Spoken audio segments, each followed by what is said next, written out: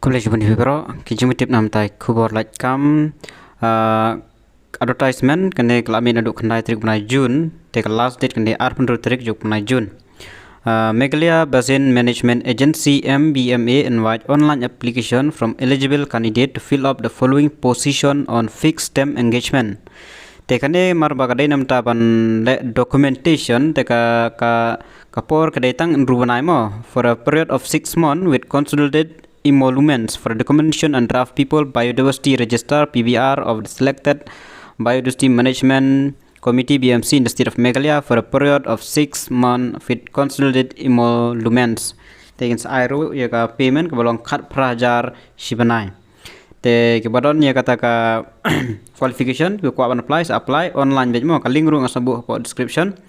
Gidan kumba Shpotli a post fixed project associate plant taxonomy ka minimum qualification gadi melong master degree in the field of botany lane allied subject lane ki life science from a recognized university badai be hak tu botany zoology tater ki bahap apoka life science. Desired qualification specialization in plant taxonomy kam kwa bhai ki badai nwa ki ba shim ga plant taxonomy. Desired experience 0 to 1 year experience working in the field research. Khat prahajar shimnai number of posts they like posting they anywhere in Khasi and Jaintia region. Then field project associate animal taxonomy minimum qualification master degree in the field of zoology lane wildlife science lane allied subject lane life science from a recognized university specialization in animal taxonomy 0 to 1 year experience working in the field research. Near Laitkam and khat prahajar anywhere in Khasi Jaintia region.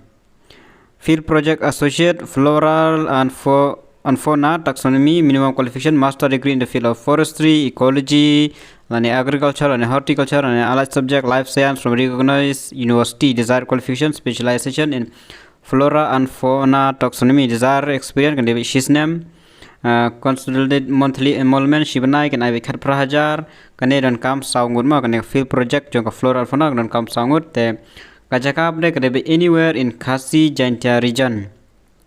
Te gitu kiba don yang ni qualification kiba dep master kiba dang syong ying kiba kwa ban apply gini kene kede bitang 6 month ma dep thong te for a period of 6 month te phila ban apply te phila ban pendap online ke application form kede online yang sabuk ka link ru hapo ka description shu click pendap ki detail baro kiba de yang tu all application should be submitted through online mode no online mode. Interview will be conducted in Shillong in Sakontak EP in Dapla Pandep.